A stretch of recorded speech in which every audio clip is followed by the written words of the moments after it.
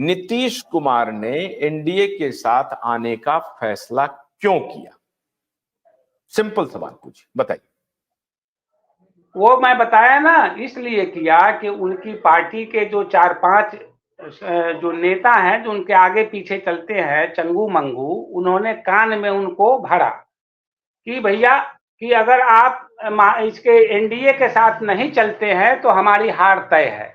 हमको 15-16 सीट पर हमारी जीत नहीं होगी, 4-5 पर हम सिमट जाएंगे, पार्टी भी हमारी टूट सकती है। एक तो हम सहजता के साथ सहज तभी होंगे जब महागठबंधन में जाएंगे। इसको लेकर काफी लॉबी की गई। हमें जो जानकारी है, इस लॉबी के लिए अमित शाह कतई तैयार नहीं थे। नहीं, हम नहीं चाहते, हमने अनाउंस कर रखा है, कल होकर लोग हमें भी भला बुरा कहेगा, हमें भी कहेगा कि झूठ बोलता है, ठगी करता है। लेकिन हमें जो जानकारी मिल रही है जदयू के तरफ से ही, उनका ये कहना है कि प्राइम मिनिस्टर मोदी खुद इसमें इंटरवीन किए। उनकी लालसा थी कि नहीं, मोदी को इससे जोड़ा जाए, इससे आरक्षण का लाभ और प्लस जो है उनका हमारा राम मंदिर का लाभ, दोनों मिलकर एक कॉकटेल बनेगा, हमको वोट बैंक मिलेगा और किसी भी तरह से हमको लोकसभा का चुनाव जीतना है। विधानसभा में आप लोगों को जो करना होगा कर लीजिएगा। एक फैक्टर तो ये सामने आ रहा है। दूसरी बात ये है, मीडिया में एक खबर ये भी, मैं मीडिया की बात बोल रहा हूं, मीडिया में एक खबर ये भी चल रही है कि बीजेपी के पास कोई एक सीडी पहुंची हुई है।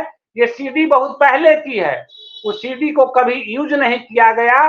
बाद में ये किया, अभी ये हाल में किया गया कि आप यहाँ आइए नहीं तो सीडी को दिखा दिया जाएगा। अब वो सीडी क्या है, किसका है, मैं नहीं जानता। उसके बारे में तमाम तरह की बातें कही जाती है, लेकिन एक बात तय है कि नीतीश जी की कोई न कोई कमजोरी को बीजेपी पकड़े हुए है। और वह कमजोरी अब क्या है, अब वो सीडी क्या है, ये हम नहीं जानते हैं। ये की बात तो आज से नहीं, 2010 से ही चलते रहती है बाजार में कि कोई सीडी है, कोई सीडी है, कोई सीडी है, लेकिन वो सीडी कभी भी सामने आई नहीं। ये 2010 में जब आपको याद होगा कि दिग्विजय बाबू उस वक्त जिंदा थे, जिसमें दिग्विजय बाबू उस वक्त जिंदा थे और हमारी स्वयं व्यक्तिगत उनसे बात हुई थी दिग्विजय जी से, तो वो कुछ कह रहे थे, मैं उसका अभी यहाँ पर जिक्र नहीं करना चाहूंगा। मैं ये कह रहा हूँ ये सीडी की बात बहुत पुरानी है। सीडी की बात अगर होनी होती तो 2000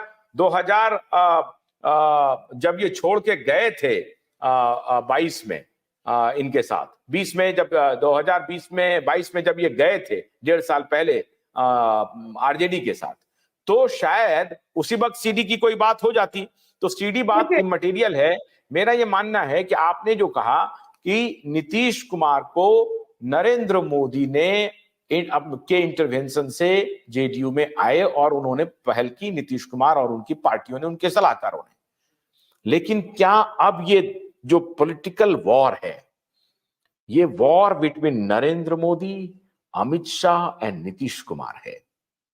दोनों अपने अपने चाल से चलेंगे आने वाले दिनों में। अमित शाह, नरेंद्र मोदी चाहेंगे कि नीतीश कुमार को फिनिश किया जाए, स्वयं के साथ ला करके फिनिश किया जाए, और नीतीश कुमार चाहेंगे कि कैसे इन दोनों के जाल से बच करके फिर से अपने को खड़ा कर लिया जाए। ये दोनों का द्वंद्व चल रहा है। आपको क्या लगता है इसमें विजयी द्वंद्व में, इस द्वंद्व में, इस युद्ध में कौन होने वाला है? क्या नीतीश कुमार खुद को 2024 के बाद खड़े कर लेंगे, 2025 तक मुख्यमंत्री बने रहेंगे, या अमित शाह, नरेंद्र मोदी 2024 के लोकसभा चुनाव के रिजल्ट के बाद अगर उनके पक्ष में आता है और एकदम से थंपिंग मेजॉरिटी आता है, तो नीतीश कुमार के लिए वो वक्त, बुरे वक्त का दौर का शुरू हो जाना होगा। वही आपको बता रहा था आशुतोष जी कि नीतीश जी जिस बिरादरी से आते हैं उनकी आबादी 3% है और वो 18-20 साल से 3% की आबादी की राजनीति करके 18-20 साल से बिहार के सीएम बने हुए हैं। ये बड़ा महत्वपूर्ण चीज है।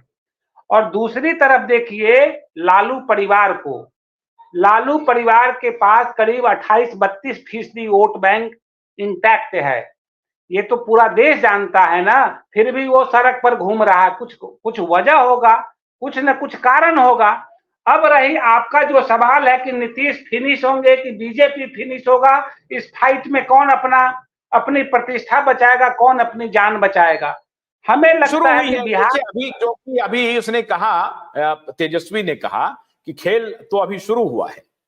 मैं उसमें नहीं अब जाता, मैं उसमें बिल्कुल नहीं शुरू में जाता। आपने कहा, शुरू में आपने इशारा किया था कि जेडीयू के विधायकों को भी मालूम नहीं था कि ऐसा खेला होने वाला है।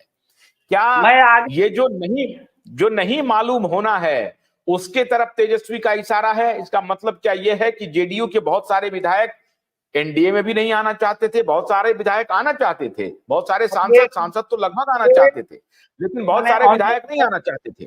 मैं ऑन द रिकॉर्ड नहीं कहना चाह रहा था। सूचनाएं तमाम तरह की आती है, उसमें कुछ झूठी सूचनाएं होती है, कुछ बढ़ा चढ़ा कर बताई जाती है।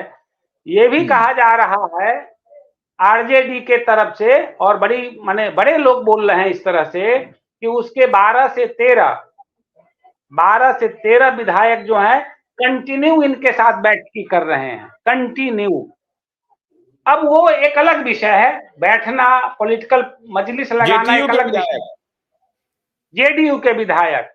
और सबसे मजे की बात क्या है कि देखिए, वो जो जीतन राम मांझी के 4 लोग जो हैं वो कहाँ जाएंगे, क्या करेंगे, ये भी मंत्रिमंडल का विस्तार किया, कैबिनेट बैठक हुई है, पहली बैठक। इस बैठक में विधानसभा अध्यक्ष कौन बनेगा और मंत्रिमंडल में कौन कौन लोग शामिल होंगे, इसके लिए दिल्ली से लेकर अब पटना तक चारों तरफ से पैरवी किया जा रहा है कि मंत्री हम बनेंगे, नहीं बनेंगे तो हम जो है कुछ बोलेंगे। एक बयान एक नेता का आया है, हमको मंत्री नहीं बनाओगे तो हम कुछ बोलेंगे। अब इसका क्या मतलब है? कि तो पॉलिटिकल सर्कस चल रहा है। मैं ये कह रहा हूं कि बिहार की जनता को आंख में थोड़ा सा भी पानी होगा बचा हुआ तो नीतीश को वोट नहीं देंगे, नीतीश की पार्टी को वोट नहीं देंगे। और नीतीश के सहयोगी चंगू मंगू, उनके जो 4 बड़े नेता, जिन बड़े बड़े नेता हालांकि हैं, उनका नाम क्योंकि नीतीश के आगे पीछे चलते हैं, उसको सबसे पहले हरा। नीतीश की पार्टी फिनिश हो जाएगी। भोलानाथ का ब्रश कटर एक बैटरी से चलने वाली मशीन है जिसका चार्जिंग समय 3.5 घंटे है। इसे हम 6 से 8 घंटे बिना रुके चला सकते हैं। एक बार चार्ज करने पर ये 16,000 स्क्वायर फीट गेहूं, चावल, बजरा, जोबर के खेत काट सकता है, जबकि इसी कार्य को पेट्रोल ब्रश कटर 1,000 रुपए पेट्रोल का खर्चा करता है।